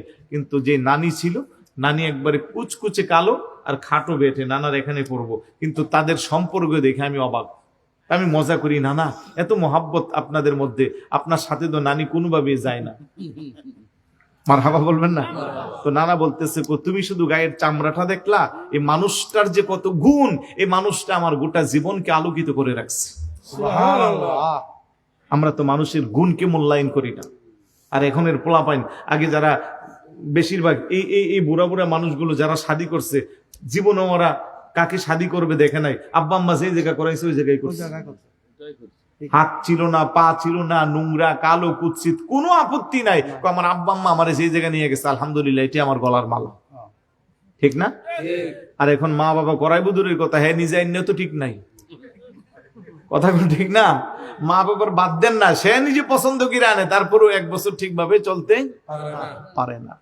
তাহলে মুরব্বীদের দোয়া রহমত থেকে আমরা বঞ্চিত হচ্ছি। আমরা আধুনিকতার নামে শয়তানের অসহায় পড়ে আমরা দুষ্ট চক্রান্ত শয়তানের অসহায় আমাদের জীবনকে বরবাদ করে দিচ্ছি। তাই যুবকদেরকে বলবো, সিদ্ধান্ত নিতে বড় কঠিন। মা বাবাকে উপেক্ষা করে কোনো কিছু করতে চাইও না। মা বাবার দোয়া নিয়া, মুরব্বীদের দোয়া নিয়ে আগাও, আল্লাহ তোমার দুনিয়া আখিরাত উভয় জায়গা কল্যাণ করে দিবে। অনেক দেখবেন এই সমাজে কোনোভাবেই মেচুইট হয় না, মানিয়ে নেওয়া যায় না যে কেমনে হলো, কিন্তু দাম্পত্য জীবনে ওরা সবচেয়ে বেশি হ্যাপি, সুখী। আমার মা, চাচি, দাদি, তাদের জীবনে দেখলে দেখা যায় রান্না করলে পুরুষ দূরে আছে, আগে একটু তরকারি আলাদা করে বেড়ে পুরুষের জন্য রেখে দিত। যতক্ষণ না পুরুষটা রাতের সাংসারিক বা বিভিন্ন ঝামেলা করে বাসায় না ফিরতো, মহিলা বসে থাকতো, স্বামী আসলে পরে স্বামীরে গরম করে খাওয়াইয়া তারপরে ঘুমাইতো। গত পরশুদিন দেখলাম 96 বছর বেটার আর বেটির 80 বছর ভিডিও দেখছি। মহিলা বলতেছে, আজকে 16 বছর যাবত আমি আমার স্বামীর খেদমত করি, আমি কামাই করে খাওয়াই। সাংবাদিক জিজ্ঞেস করে, কেন? পরকালে আমরা জান্নাতে থাকার জন্য। আর একটু জোরে বলুন না সুবহানাল্লাহ। এই রহমত গুলো সমাজ থেকে উঠে গেছে। স্বামীর আনুগত্য করবেন। স্বামীর অভাব আছে, স্বামীর কাছে না, আল্লাহর কাছে চান। স্বামীর ঘাটতি আছে, আল্লাহর কাছে যান। স্ত্রী নেককার হলে হাদিসে আছে স্বামীর রিজিক আল্লাহ বাড়াইয়া দেয়। সুবহান বলবেন না? আমার এক উস্তাদ, নাম বললে চিনে ফেলবেন, আমাদের ফেমাস উস্তাদ, হুজুর ক্লাসে বলছে, আমি বিবাহ করার সময় 7,000 টাকা কর্জ করে বিয়ে করছি। তখন তো টাকার অনেক, 7,000 মানে ধরেন বর্তমানের 5-6 লাগিব। তারপরে তোদের আন্টি এতটাই আমলদার, এতটাই নেককার, এতটাই আবেদা, তোর আন্টির গুণে আজকে আমি অনেক কিছুর মালিক হয়েছি। সুবহান বলবেন না? তাইলে অনুরোধ করব, আমার মা বোন যারা কথাগুলো শুনছেন, আপনি একটু আমলি হয়ে যাবেন। আপনার পরিবর্তনের মাধ্যমে গোটা সমাজ পরিবর্তন হবে, পরিবার পরিবর্তন হবে, সন্তানগুলো নেককার হবে। এই 4টা জিনিস যে মা বোন আমলে দিবে, আমার নবী কইয়া খুলুনাল জান্নাতা আইয়ু আবওয়াবিন শাআত, 8খানা জান্নাতের সব দরজা খোলা থাকবে। যে দরজা দিয়া মনে চায় আমার উম্মতের মহিলা সেই দরজা দিয়া জান্নাতে প্রবেশ করবে। এটা জিকির করি, লা ইলাহা ইল্লাল্লাহ, লা ইলাহা ইল্লাল্লাহ, লা ইলাহা ইল্লাল্লাহ, লা ইলাহা ইল্লাল্লাহ, লা ইলাহা ইল্লাল্লাহ, জোরে জোরে লা ইলাহা ইল্লাল্লাহ, আরো জোরে লা ইলাহা, একসাথে লা ইলাহা ইল্লাল্লাহ, লা ইলাহা ইল্লাল্লাহু মুহাম্মাদুর রাসূলুল্লাহ সাল্লাল্লাহু তাআলা আলাইহি ওয়াসাল্লাম। আলহামদুলিল্লাহ বলবেন না? শ্বশুর, শাশুড়ি এবং পুত্রবধূ বর্তমান সময়ের আরেকটা ফিতনা। আজকের নিউজে দেখলাম শাশুড়ি, বৃদ্ধা শাশুড়ি পুত্রবধূ মুরগি রান্না করছে, 1 টুকরা খেয়ে ফেলছে পুত্রবধূকে না বলে। এই জন্য পুত্রবধূ রাগ করে, অভিমান করে সমস্ত তরকারি নিয়ে পুকুরের মধ্যে ঢেলে দিচ্ছে। 2 দিন আগে আপনি দেখছেন না? যাক, আবার অনেকে মনে করবে হুজুর মনে বানাইয়া বলতেছে। 2 দিন আগে। এখন স্বামী বেচারা আইসা যখন খবর পাইছে এই ঘটনা, তখন স্ত্রীকে এই শীতের মধ্যে পানিতে নামাইছে। ওইখান থেকে সমস্ত গুস্ত খাইবি, নাইলে আমার ঘরে তোর জায়গা নাই। তাহলে দেখেন, আর আমার বোনকে বলতেছি, যিনি পুত্রবধূ আর কি, এই সমাজে আমাদের যে সমস্ত বোনেরা আছেন, আপনি কেন একটু চিন্তা করেন না? আপনি যার কাছে বিবাহ বসে এসেছেন উনি আপনার স্বামী কিন্তু আপনার শাশুড়ির সন্তান। কথা বলেন ঠিক না? আপনার শাশুড়ি আপনার এই সন্তানকে 10 মাস পেটে নিয়েছে, কষ্ট করেছে, বুকে পিঠে করে কুলে করে মানুষ করেছে, খেয়ে না খায়া তারে বড় বানাইছে। আপনারা একটু সামনের দিকে আছেন, আমি ডানে বামে কথা না বলে সময়ের দিকে নজর দিয়ে কিন্তু শুধু কাজের কথাগুলো বলতেছি। একটু মহব্বতের সামনে আসেন। এখন যিনি পুত্রবধূ হয়ে আসছেন, বোন আপনাকে তো স্মরণ রাখা দরকার যে আমার স্বামী তো আমার স্বামী কিন্তু আমার শাশুড়ির সন্তান। আমার শাশুড়ি কতটা কষ্ট করে আমার স্বামীকে এই পজিশনে আনছে এটা জানে আল্লাহ আর জানে আমার শাশুড়ি। আমি এসে রেডিমেড সব পেয়ে গেলাম, তাই আমার শাশুড়িকে বাগ দিলাম না। তো বোন আপনিও তো একদিন শাশুড়ি হবেন। কথা বলেন। আগের মানুষ গোসল করতো নদীর পারে, কোথায়? এখনো নরসিংদী এলাকায় গেলে নদীতে গোসল করে। হ্যাঁ, তো শাশুড়ি যখন বার্ধক্যজনিত অবস্থায় বুড়া শাশুড়ি গোসল করতে গেছে, পুত্রবধূকে বলতেছে আমার পিঠটা একটু মালিশ করে দে। এখন পুত্রবধূ যতই চেষ্টা করে হাত দিয়ে মালিশ করতে, হাত আর ওই জায়গা অটোমেটিক পা উঠে যায়। আল্লাহু আকবার। অনেক সময় হয়ে গেল, পুত্রবধূ তো সভ্য, সে কোনোদিন শাশুড়ির পিঠে পা তুলতে পারে? সে চাচ্ছে না। শাশুড়ি বলে ব্যাপার কি বৌমা, এত সময় লাগে পিঠটা একটু মালিশ করতে? 2-3 বার বলার পরে বলতেছে মা অনেক চেষ্টা করি হাতটা দিয়ে মালিশ করতে, কিন্তু হাত তো আপনার পিঠে যায় না, পা অটোমেটিক উপরে উঠে যাচ্ছে। শাশুড়ি তখন বলে দেখো এটা তোমার দোষ না, এটা আমার কর্মের ফল। বলে কেমন? আমার শাশুড়ি যখন বার্ধক্যজনিত অবস্থায় আমার কাছে বলেছিল আমার পিঠটা মালিশ করে দাও, আমি তখন আমার পা দিয়ে মালিশ করেছিলাম। নাউজুবিল্লাহ বলবেন না? আজ তার প্রতিদান তুমি আমাকে দিতেই হবে, তুমি না চাইলেও দিতে হবে। যেমন ফল তেমন কর্ম। আমি তো আমার শাশুড়ির সাথে এরকম বেইনসাফি করেছি, তাই আল্লাহর পক্ষ থেকে আমার জন্য সেই কর্ম রেডি হয়েছে। আমার মা বোনদেরকে বলবো, বোন আপনার শরীরে শক্তি আছে, আপনার স্বামীর উপার্জন ভালো আছে, আপনি বুড়া শ্বশুর শাশুড়ির পক্ষে কথা না বলে আপনি তাদের বিরুদ্ধে উস্কায়া তাদের পেটের সন্তানটারে আলাদা করে শহরে নিয়ে গেলেন, কিংবা তাদের পেটের সন্তান মাসে তাদেরকে 4-5 হাজার টাকা দিত, আপনি এটা বন্ধ করাইয়া আপনি নিজে বেশি খরচ করতেছেন। আপনি কি একদিন শাশুড়ি হবেন না? আপনি যেমন করেন তেমন পাইবেন। আপনি যদি আপনার শ্বশুর শাশুড়ির সমস্ত অভিযোগকে মাটি দিয়া আপনার মায়ের মতো বাবার মতো তাদেরকে সম্মান করেন, আপনিও বুড়া হইলে আপনার সন্তানের বধূ থেকে আপনিও সে মা বাবার মর্যাদা পাইবেন। আর শ্বশুর শাশুড়ি যারা আছেন আপনাদেরকেও বলবো, যে মেয়েটা 20 বছর 18 বছর আরেকটা পরিবারে বড় হয়েছে, আপনি যেমন শ্বশুর শাশুড়ি আপনারও তো মেয়ে আছে, আপনিও আপনার মেয়েটারে আরেক জায়গা পাঠিয়ে দিলেন।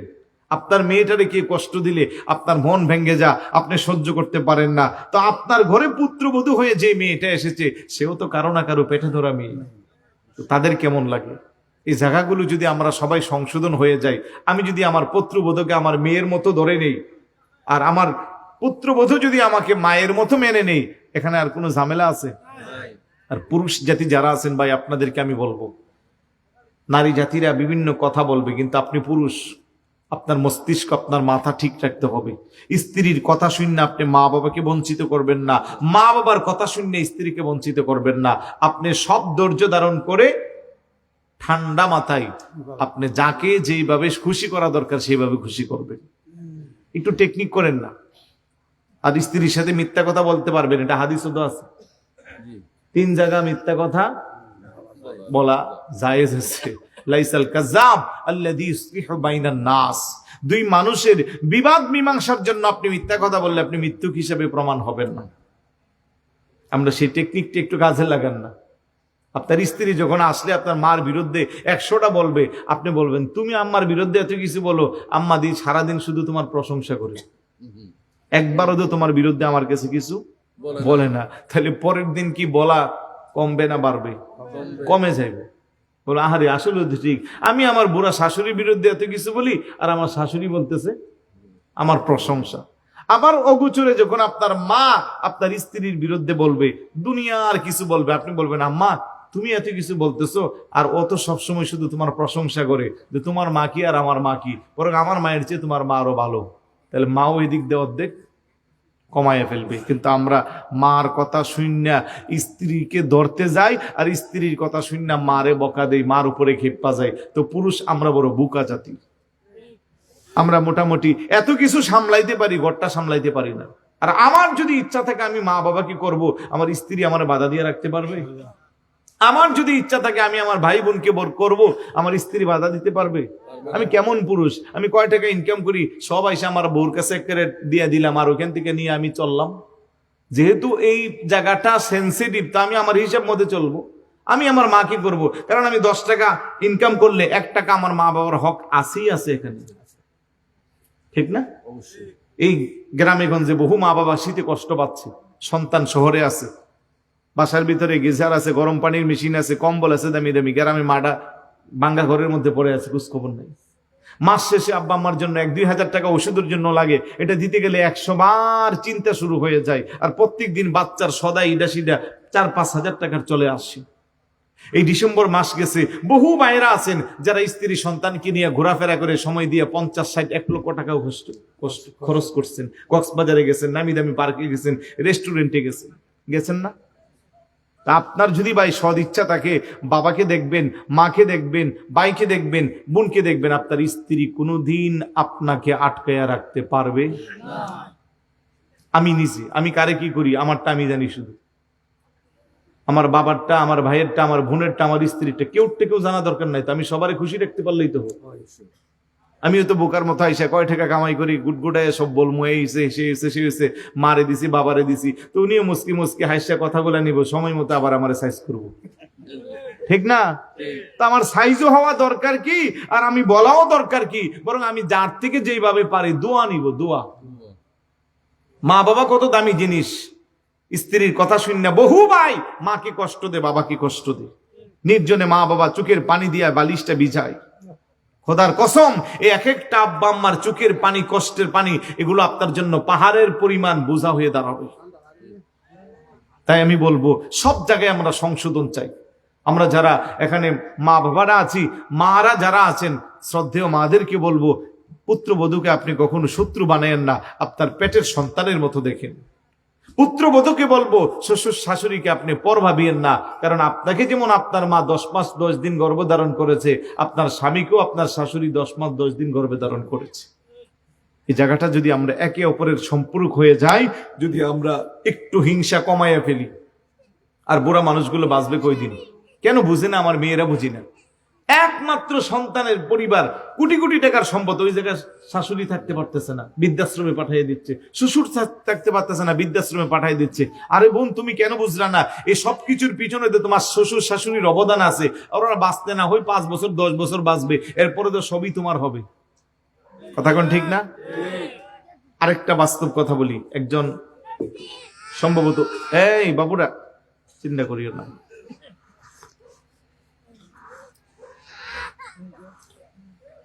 ছেলে বড় সরকারি কর্মকর্তা, বিশ্ববিদ্যালয় থেকে ফারেক। খেয়াল করেন কথাটা। পুত্রবধূ আসার পরে শাশুড়িকে সেই বাড়িতে থাকতে দেয় নাই, পাঠাই দিছে বৃদ্ধাশ্রমে। কোথায়? বৃদ্ধাশ্রমে। শাশুড়ি 32 বছর বৃদ্ধাশ্রমে থাকার পরে হঠাৎ করে বৃদ্ধাশ্রমের ওই কক্ষে দেখতেছে আরেকজন মহিলারে নতুন করে ঢুকেছে। ঢুকানোর পরে শুধু ওইদিকে তাকাচ্ছে, উনিও তাকাচ্ছে। তখন শুধু শাশুড়ি এটুকুন বলছে, আমি আল্লাহর কাছে শুধু সেই হায়াতটাই চেয়েছিলাম, যে আমাকে এই রুমে ঢুকাইছে তারে যেন আমি দেখতে মরতে পারি। নাউজুবিল্লাহ বলবেন না? বুঝেন নাই কথাটা? যেই পুত্রবধূ ঘরে এসে শাশুড়িকে বৃদ্ধাশ্রমে পাঠাইছে, সেই পুত্রবধূ আবার ওই বৃদ্ধাশ্রমে ওই শাশুড়ির রুমেই ঢুকছে। তো শাশুড়ি বলতেছে, আমি আল্লাহর কাছে শুধু এইটুকুন হায়াতই চেয়েছিলাম, যে যিনি আমাকে এই রুমে আমার বিশাল বড় বাড়ি ছেড়ে আজকে 4 দেওয়ালের ছোট্ট একটা রুমের ভিতরে আমারে ঢুকাইলো, আল্লাহ মরার আগে অন্তত ওনাকে এই রুমে আমার একবার দেখাইয়া নিও। অভিশাপ বড় মারাত্মক জিনিস। তখন পুত্রবধূ চোখের পানি ভেবে কান্না করতেছে। তখন কান্না করলে লাভ কি? এদিক দিয়ে তো 32 বছর শেষ, 3 যুগ পার হয়ে গেছে। কথা কোন ঠিক কিনা? বাস্তব চরিত্রের কথাগুলো আপনাদেরকে উঠাচ্ছি। জগন্নাথ বিশ্ববিদ্যালয়ের প্রফেসর ডক্টর আব্দুল আউয়াল, অনলাইনে দেখলে ওনার সাক্ষাৎকার পাইবেন। 2টা ছেলে 2টা মেয়ে, ছেলেগুলা আমেরিকা, কানাডায়, মেয়েও লন্ডনে, ফ্রান্সে ওদের সেটেলমেন্ট। সর্বশেষ ছোট বাচ্চাটা ওনার পেনশনের 76 লক্ষ টাকা পাইয়া তার পিছনে ইনভেস্ট করছে। স্ত্রী মারা গেছে, সন্তানগুলা কেউ খোঁজখবর নিতে আসে না, বৃদ্ধাশ্রমে আসে। ওইখান থেকে মাঝে মধ্যে শুধু টেক্সট করে, করার কাছে কিছু চাওয়া নাই, ফোন দিলে যদি ফোনটা ধরে 1 মিনিট কথা বলে তোই আমার মনে শান্তি লাগে। ভিডিও কলে যদি নাতিগুলারে একটু দেখা আমি শান্তি পাই। কিন্তু আমি 100টা কল দিলে ওরা একটা কলও ধরে না। টেক্সট করলে 15 দিন পরে জবাব দিই। উনি বাংলাদেশের মানুষের কাছে একটা সাক্ষাৎকার দিয়ে বলেছিল, আমি এগুলাকে শিক্ষিত বানাইছি, তবে সুশিক্ষিত বানাইতে পারি নাই। আমি সর্বোচ্চ বিদ্যাপীঠে পড়াশোনা করাইছি, বাংলাদেশ সেরা অক্সফোর্ড কেমব্রিজে পড়াইছি, কিন্তু আমি তাদেরকে মানুষের মতো মানুষ বানাইতে পারি নাই। তাই বার্তা দিয়েছে, আপনার সন্তানকে সুশিক্ষা দেন, আপনার সন্তানকে ধর্মীয় শিক্ষা দেন, আপনার সন্তানকে ইসলামের শিক্ষা দেন, যে শিক্ষা পাইলে পরে সন্তান অন্তত আব্বা আম্মাকে বৃদ্ধাশ্রমে পাঠাবে না। এই সারিতে যারা বসে আছে, যাদের নামের আগে মাওলানা আছে, কারি আছে, হাফেজ আছে, মুফতি আছে, মুহাদ্দিস আছে, সারা বাংলাদেশ খুঁজে দেখেন, একজনের আব্বা আম্মাও বৃদ্ধাশ্রমে নাই। কথা বলেন ঠিক কিনা? কারণ আমরা আল্লাহর হাবিবের হাদিস পড়েছি। আল্লাহ নবী বলেন, হোমা নারুকা ও জান্নাতুকা, পিতামাতাই তোমার জান্নাত, পিতামাতাই তোমার জাহান্নাম। আল্লাহ নবী বলে, রিদার রব্বি ফি রিদাল ওয়ালিদাইন ওয়া সাখাতুর রব্বি ফি সাখাতিল ওয়ালিদাইন। পিতামাতা সন্তুষ্ট, আল্লাহ সন্তুষ্ট, পিতামাতা অসন্তুষ্ট, আল্লাহ অসন্তুষ্ট। এই জ্ঞান যার আছে, সে কি আব্বা আম্মারে বৃদ্ধাশ্রমে পাঠাইতে পারে?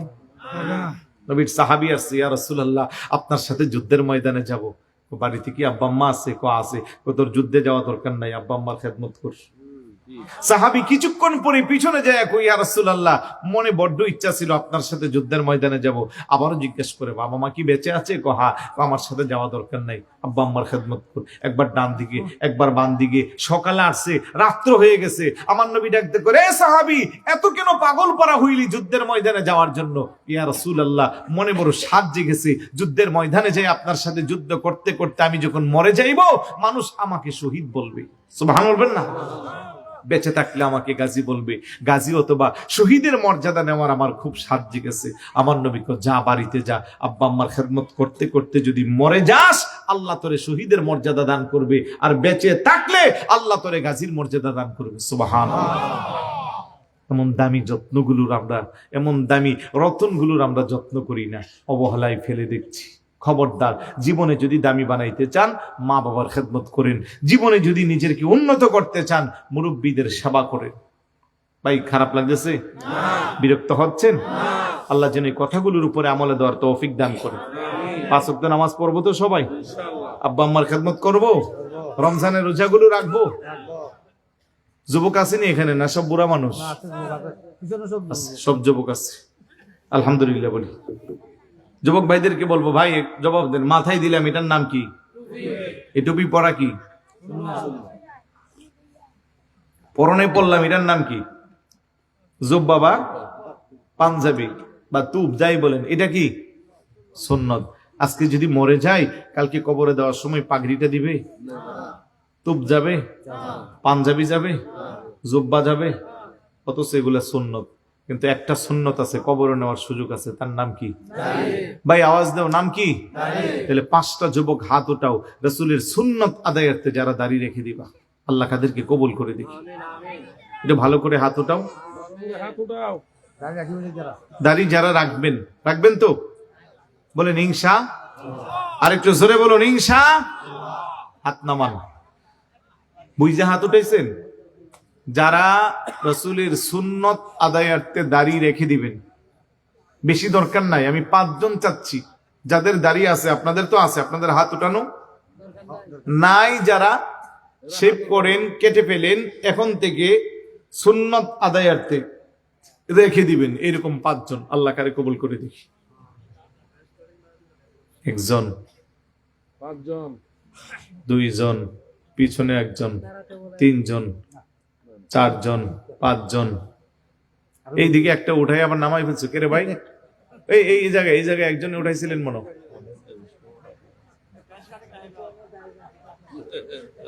আচ্ছা, এনে একটু খেয়াল করেন, আমি বলছি যুবক যারা, তার মানে মধ্যবয়সের আর মুরব্বী যারা আছেন আপনাদের দরকার নাই নাকি? আমি যুবক বলাতে মধ্যবয়সের অনেকে আছেন যাদের দাড়ি নেই, আপনারা চুপচাপ বসে রয়েছেন, মানে আপনারা ভাবতেছেন এগুলো তো যুবকদেরকে বলতেছে, আমাদের দরকার কি? যারা শেভ করেন কাটেন, আমি বলছি তো যুবকরা তো বলা পাইন হাত উড়াইও আবার চিন্তা করে, হারে যদি দাঁড়িয়ে রেখে দেয় 2 বছর পরে বিয়া যদি না করতে পারি, তার মানে ওদের থিওরি হলো যারা দাঁড়িয়ে রেখে ওরা বিয়া ছাড়া আছে দুনিয়াতে। বরং যদি কোনো মেয়ে বলে যে ছেলের সব পছন্দ হয়েছে, দাঁড়িয়ে এই কারণে আমি বিয়ে করবো না, তাহলে ওটার ঘরে আনাও দরকার নেই, এটা আনলে ঘরে অশান্তি হইব। কথা কান ঠিক না? আর যে সমস্ত যুবকরা নবীর সুন্নত আদায়ার্থে দাঁড়িয়ে রাখবা, তোমাদের জন্য দোয়া করব, আল্লাহ যেন তোমাদের জন্য তোমাদের মনের মতো আবেদা সালেহা তয়্যিবা তাহেরা জাকিয়া এবং সুন্দরী রূপসী একটা নেককার স্ত্রী মিলিয়ে দেয়।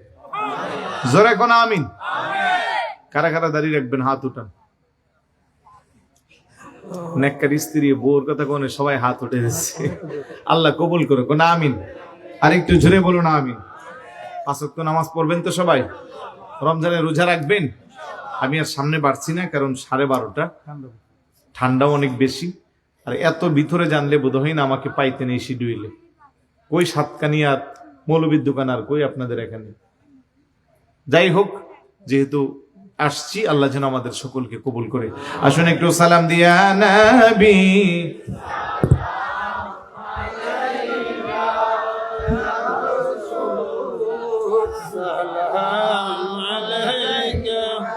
يا حبيب سلام عليك صلوات الله عليك سيدي يا رسول الله يا حبيب اللہ کا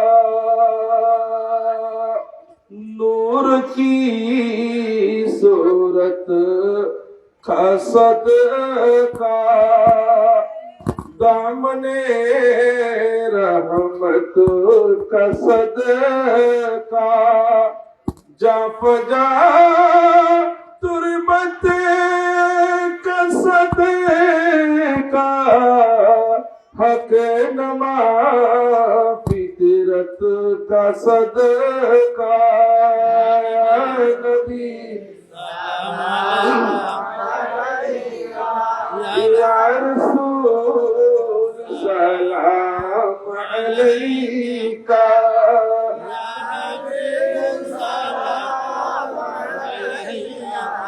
صلوات اللہ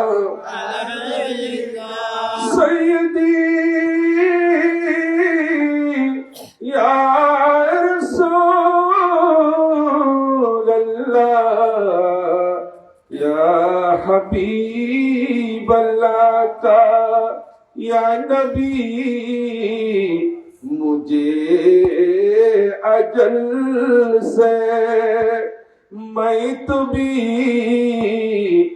مرے رسول خواب میں اکی جھلک دکھا دو خواب میں اکی جھلک دکھا دو آنکھ چہرے انور رسول یا نبی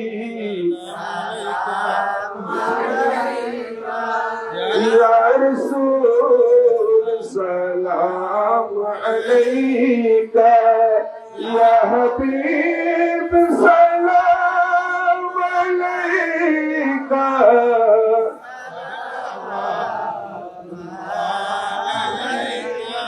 ہم یہاں سے پکارے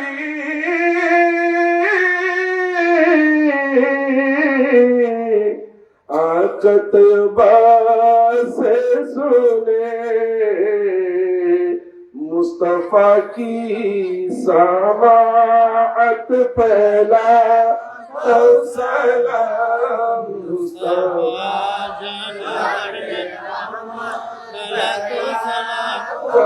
सलाम शमे बज में या इलाही सदके नालैने पाके रसूल ये सलामी आज जाना हो कबूल मदीने के साथ मदीने के साथ लाखों सलाम मदीने के साथ करोड़ों सलाम मदीने के साथ बेहद सलाम बलगलोला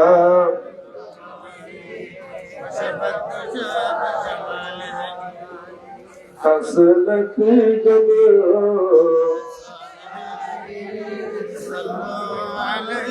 बच साही दरी पे बुला लिया जिस चाहे अपना बना लिया ये बड़े करम के फैसले ये बड़ी नसीब की बात है बलगलोला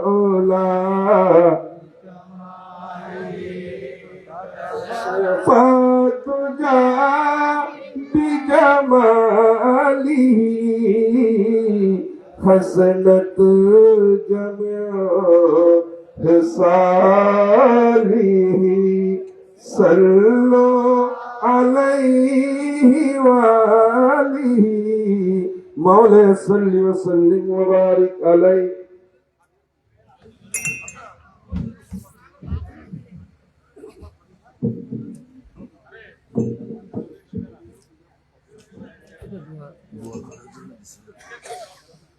মোনাজাত হবে, সবাই সবার জন্য দোয়া করবেন। আমি আবারও বলবো, নামাজ পড়বো তো আমরা কয় ওয়াক্ত, কয় দিনে? আওয়াজ ছোট হয়ে গেছে। এক মাসে 5 ওয়াক্ত নাকি? শুধু শুক্রবার ধরে ধরে নামাজ কি নামাজের মতো পড়বো নাকি তামাশা করে পড়বো? এখন তো আবার নামাজি বেরিয়েছে, বুকের উপরে হাত বাঁধে, পা একটা উত্তর পাড়া আর একটা দক্ষিণ পাড়া, মাথায় টুপি নাই, ইমাম সাহেব বলা দল দিন বলে এমন জোরে আমিন কমনে মসজিদ ফাটাই ফেলবো। আছে না নাই? নামাজ নিয়ে তামাশা করিয়েন না। নামাজে দাঁড়াই কার সামনে? বলেন না, কার সামনে? দাঁড়ানোর সময় কি বলি? আল্লাহ মহান বলে আল্লাহর সামনে দাঁড়াই। তো মহান আল্লাহর কাছে কি দাঁড়াইবো নিজেও মহান হইয়া নাকি? আমি আপনাদেরকে দেখাই, আমি কোরআন হাদিস এক পাশে রাখি, আগে আপনাদেরকে বুঝাই। এরকম করে যারা দাঁড়া, দেখি দাঁড়ানোটা কি আদব লাগে না বেয়াদব লাগে? আওয়াজ দেন, কেমন লাগে? আর যারা এইভাবে দাঁড়ায় আদব। তাহলে আল্লাহর সামনে দাঁড়ানোর সময় হাদিস টাদিস সব আমি এক পাল্লা রাখলাম, শুধু আপনার বিবিকের কাছে প্রশ্ন করলাম, আপনি কেমনে দাঁড়াইতেছেন ভাই? পা দুইটা দুই দিকে দিয়ে, ও বাপরি বাপ, আপনি নামাজে দাঁড়াইছেন। ইমামে আজম আবু হানিফা রহমতুল্লাহ আলাই এই জন্য আমাদের জন্য এই সুন্দর চমৎকার ব্যবস্থা রেখে গেছে যে পুরুষ হাত বাঁধবে তাহতাস সারা, অর্থাৎ নাভির নিচে, আর মহিলারা হাত বাঁধবে বুকের উপরে। 2 হাদিসের উপরে উনি আমল দিয়েছেন। মহিলারা বুকের উপরে বাঁধলে কি হয়? মহিলাদের পর্দা হয়। আর পুরুষ যদি এই জায়গা বাঁধে তাহলে পুরুষেরও পর্দা হয়, আদব হয়, দেখতে সুন্দর লাগে। আর ওলা দলিন যখন জোরে বলে আরেকজনের নামাজের কি হয়? ক্ষতি হয়। আর আমরা ইমাম সাহেব যখন ওলা দলিন বলে তখন সাথে ফেরেশতারা আমিন বলে। আমরা যারা আস্তে আমিন বলি, আমাদের আমিনটা ফেরেশতাদের সাথে মিলে যায়। আমাদের আমিন আল্লাহ কবুল করতে পারে, নাও করতে পারে, কিন্তু ফেরেশতাদের আমিন সাথে আমাদেরটাও কবুল হতে পারে। এই জন্য আমরা আস্তে আমিন বলি। আমরা বুকে হাত বাঁধি না, এরকম পা দুইটা দুই দিক দিয়ে দাঁড়াই না। দুই পা দুই দিকে দিয়ে দাঁড়ানি, মুরব্বী জিজ্ঞেস করে এভাবে কেন দাঁড়াইছো, ওই দিক দিয়ে শয়তান যাবো এই জন্য দাঁড়াইছি। তো মুরব্বী কেউ মাঝখান দিয়ে কি যাইব? কথা কোন ঠিক না? এই জন্য বলবো আহলে হাদিস সালাফি লামাজহাবি নাম দিয়া যে সমস্ত ভাইয়েরা সমাজে ফিতনা রটাচ্ছেন, আল্লাহর হস্তে ফিতনা করিয়েন না। আপনারা সহি হাদিসের কি বুঝেন ভাই? ঘোড়ার ডিম। আপনাদেরকে এখানে পারাইয়া সারা রাত সূরা ফাতিহা দিলে বিশুদ্ধ পড়তে পারবেন না, কোরআন শরীফের এক লাইন পড়তে পারবেন না, একটা হাদিসের ইবারত দিলে জের জবর নোক্তা ছাড়া আপনাদের পায়জামা গরম হয়ে যাবে। আপনারা আসছেন আমাদেরকে ইসলাম শিখাইতে আর শরীয়ত শিখাইতে আর নামাজ রোজা শিখাইতে। এগুলো এদিকে আলহামদুলিল্লাহ অনেক কম আছে, এখন মনে বাইরে গেছে। হ্যাঁ? উত্তরবঙ্গের এদিকে এগুলারে তো আমি কঠোর দোলাই করি, কই সামনে তো একজন আসেন না। কেমনে আসবেন? আপনারা তো ভ্রান্ত পথে আছেন। আল্লাহ যেন তাদের এই ফিতনা থেকে আমাদের ঈমানকে বাঁচান। সবাই সবার জন্য দোয়া করবেন, বিশেষ করে আরিফের আম্মা সকিনা খাতুন গত শুক্রবারে যিনি ইন্তেকাল করেছেন না, ওনার জন্য দোয়া করবেন। তারপরে আপনার আব্দুল গফুর, উনি দোয়া চেয়েছেন, উনি অনেক অসুস্থ। এলাকার মুরব্বী যারা অন্ধকার কবরে আছেন, প্রবাসী ভাইদের জন্য দোয়া করবেন। বিশেষ করে পশ্চিম ইসলামিয়া জাগরণের যে সংগঠনের সদস্যরা আছে তাদের জন্য দোয়া করবেন। আপনারা জন্য দোয়া করেন। হুজুর আপনারা দোয়া করেন। আল্লাহুম্মা আমিন। আসসালাতু ওয়াসসালামু আলাইকা সাইয়্যিদি ইয়া রাসূলুল্লাহ, আসসালাতু ওয়াসসালামু আলাইকা সাইয়্যিদি ইয়া হাবিবাল্লাহ ওয়া আলা আলিকা ওয়া আসহাবিকা ইয়া রাহমাতাল লিল আলামিন। ربنا آتنا في الدنيا حسنة وفي الآخرة حسنة وقنا عذاب النار وأدخلنا الجنة مع الأبرار يا عزيز يا غفار يا رب العالمين. رب اجعلني مقيم الصلاة ومن ذريتي ربنا وتقبل دعاء. ربنا اغفر لي ولوالدي رب ارحمهما كما ربياني صغيرا. رب العالمين ঐতিহ্যবাহী পশ্চিম ডোলো গোনাপাড়া ইসলামী সুন্নি জাগরণ সংঘ এলাকাবাসীর উদ্যোগে আয়োজিত আজকের এই বিশাল আজিমুশান নূরানী ঈমান ইরফানি মাহফিলে বসে এতক্ষণ পর্যন্ত যা আলোচনা করেছি, ওলামায়ে কেরাম যা আলোচনা করেছে, ভুল ত্রুটি ক্ষমা করে হাদিয়াটুকুন যাহা কবুল করেছো লক্ষ লক্ষ কোটি কোটি গুণে বাড়াইয়া সর্বপ্রথম আকা মাওলা তাজদারে মদিনা উম্মতের কান্ডারি দুকুলের সাথে হায়াতুন নবী নূরের নবী জিন্দা নবীর নূরানী রওজা মুবারকে পৌঁছিয়ে দাও। সমস্ত সাহাবায়ে কেরাম তাবি ইলমে মুজতাহিদিন খুলাফায়ে রাশিদিন সুহাদায়ে সালিহিন পীর ওলি গাউস কুতুব আব্দুল উলামা ফুকাহা বুলাগা নুজামা মুহাদ্দিসিন মুফাসসিরিন আইম্মায়ে শরীয়ত আইম্মায়ে তরিকত যেখানে আছেন প্রত্যেকের রূহে পাক হাদিয়া পৌঁছিয়ে দাও। আল্লাহ বিশেষ করে পীরানি পীর দস্তগীর মাহবুব সুবহানী কুতুব রব্বানী পীর মীর শেখ সৈয়দ আব্দুল কাদের জিলানী রাদিয়াল্লাহু তাআলা দরবারে পৌঁছিয়ে দাও। খাজা খাজগান রাজি হিন্দুস্তান খাজা মাইনুদ্দিন চিশতি আজমি রাদিয়াল্লাহু তাআলা দরবারে পৌঁছিয়ে দাও। খাজা খাজগান খলিফা শাহজিলান খাজা আব্দুর রহমান চৌরবি কুতুবুল আউলিয়া বানী জামিয়া সৈয়দ মুর্শিদ সিরিকুটি বানী জশনে জুলুস ঈদ মিলাদুন নবী সাল্লাল্লাহু আলাইহি ওয়াসাল্লাম অবনী গাউসে কমিটি গাউসে জামান মুর্শিদ বরহক হাফেজ করি আল্লামা সৈয়দ মুহাম্মদ তৈয়ব শাহ রাহমাতুল্লাহ আলাইহি রূহে পাক হাদিয়া পৌঁছিয়ে দাও। শাহজালানিয়া মুনি শাহপুরানিয়া মুনি 360 আউলিয়া চট্টগ্রামের 12 আউলিয়া গৌসুল আজম মেজবান্ডারি ইমাম শের বাংলা আলা হযরত কিবলা কাবা বরহক সিলসিলার যত মাশাইখ যে যেখানে আছেন প্রত্যেকের রূহে পাক হাদিয়া পৌঁছিয়ে দাও। আল্লাহ আমাদের আশেপাশে যত ওলি গাউস কুতুব আব্দুল্লাহ যে যেখানে আছেন প্রত্যেকের রূহে পাক হাদিয়া পৌঁছিয়ে দাও। আমরা যারা হাত উঠাইছি জানি না কার জানে জনম দুঃখী মা নাই রে আল্লাহ, কার জানে জনম দরদি বাবা নাই। অনেকে হাত উঠিয়েছি, মাও নাই বাবাও নাই। মা হারা সন্তানেরা যারা মায়ের কথা স্মরণ করলাম, বাবা হারা সন্তানেরা যারা বাবার কথা স্মরণ করলাম, জনম দরদি আব্বা আমার কবরটাকে তুমি জান্নাতের টুকরা বানিয়ে দাও। দাদা দাদি নানা নানি স্বজন পিতৃবংশ মাতৃবংশ শ্বশুর শাশুড়ি যাদের অন্ধকার কবরে প্রত্যেকের কবরে হাদিয়া পৌঁছিয়ে দাও। আজকের মাহফিলকে সাজাইতে যাইয়া যারা টাকা দিয়া পয়সা দিয়া বুদ্ধি দিয়া শ্রম দিয়া খাটনি দিয়া এত সুন্দর করে আজিমুশান ভাবে সাজাইলো, আজকের মাহফিল আমাদের সকলের জন্য তুমি নাজাতের ব্যবস্থা করে দাও। আল্লাহ কিয়ামত পর্যন্ত মাহফিলকে কায়েম আর দায়েম রাখিও। আল্লাহ বিশেষ করে আরিফের মা সকিনা খাতুন আল্লাহ কিছুদিন আগে গত শুক্রবার আমাদের কাছ থেকে বিদায় নিয়েছে। আল্লাহ এই মহিলা, এই আম্মার এই মায়ের কবরটাকে তুমি জান্নাতের টুকরা বানিয়ে দাও। শোকাহত পরিবারকে ধৈর্য ধারণ করার তৌফিক দাও আল্লাহ। বিশেষ করে আব্দুল গফুর সাহেব অসুস্থ, নাকি পরিপূর্ণ শিফা দান করে দাও। অত্র এলাকার যত মুরব্বীরা বেঁচে আছে তাদের হায়াতের মধ্যে বরকত দাও। যারা অন্ধকার কবরে আছে তাদের কবরকে জান্নাতের টুকরা বানিয়ে দাও আল্লাহ। প্রবাসী ভাইরা যারা আছে তাদের প্রত্যেকের নামে নামে হকে হকে দোয়ার হাদিয়াকে তুমি কবুল আর মঞ্জুর করে নাও আল্লাহ। পশ্চিম রুলু গুনাপাড়া ইসলামী সুন্নি জাগরণ সংঘের প্রত্যেকটা সদস্য ভাইকে তুমি কবুল আর মঞ্জুর করে নাও। অর্থাৎ অন্তরালের মা বোনেরা যারা হাত উঠাইলো, প্রত্যেকটা মা বোনকে রাবিয়া বসরির মতো অলি বানিয়ে দাও। খাতুনে জান্নাত মা ফাতেমা রাদিয়াল্লাহু তাআলা আনহার জিন্দেগি নসিব করো আল্লাহ। আল্লাহ আমাদেরকে হজ্জে বাইতুল্লাহ জিয়ারতে মদিনা নসিব করো। যে পথে চললে তুমি খুশি, তোমার পেয়ারা হাবিব সেই পথে চলার তৌফিক দাও আল্লাহ। আমি গুনাহগারের সাথে যোগ্য বিজ্ঞ উলামায়ে কেরাম হাত উঠাইলো, যার দুইখানা হাতকে তোমার কবুল হয় তার হাতের উসিলা আমাদের প্রত্যেকের হাতকে তুমি কবুল আর মঞ্জুর করে নাও। রব্বানা তাকাব্বাল মিন্না ফিদ দুনিয়া জিয়ারাতান নবী সাল্লাল্লাহু আলাইহি ওয়াসাল্লাম وفي الآخرة شفاعته وأرنا وجهه واسقنا من حوزه شربة لا نزمع بعده أبدا وصلى الله تعالى على النبي الكريم وآله وأصحابه وأهل بيته أجمعين।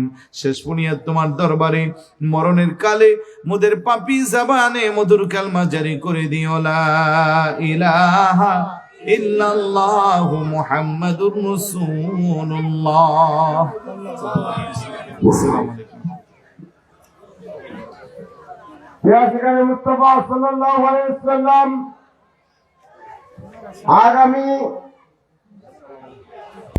19 জানুয়ারি ঐতিহ্যবাহী হাজারীচর পশ্চিম নলুয়া তরুণ একতা সংঘের উদ্যোগে একাজি মুসলাম পবিত্র ঈদে মিলাদুন নবী সাল্লাল্লাহু আলাইহি ওয়াসাল্লাম মাহফিল অনুষ্ঠিত হইবে। ও নূরানী মাহফিলে প্রধান আলোচক হিসেবে উপস্থিত থাকবেন জামিয়া আহমদিয়ার সম্মানিত ফকির মুজাহিদে আহলে সুন্নাত আল্লামা উমর রেজভী মদ্দাজিল্লাহুল আলী, আল্লামা উমর রেজভী মদ্দাজিল্লাহুল আলী ও নূরানী মাহফিলের বিশেষ আলোচক হিসেবে গুরুত্বপূর্ণ তাকরীর পেশ করবেন মুজাহিদে আহলে সুন্নাত আল্লামা বাহারউদ্দিন আল কাদরি মদ্দাজিল্লাহুল আলী। ও নূরানী মাহফিলের আরো বিশেষ বক্তব্যে উপস্থিত থাকবেন মুজাহিদে আহলে সুন্নাত আল্লামা আবু বকর সিদ্দিক মদ্দাজিল্লাহুল আলী। ও নূরানী মাহফিলের আরো দেশ বরেণ্য মায়ে কেরামগণ বুজুর্গান দিন শুভ আগমন। এতে আপনারা দলে দলে যোগদান করে রাসূল খুদা সাল্লাল্লাহু আলাইহি ওয়াসাল্লামের রেজামন্দি হাসিল করুন।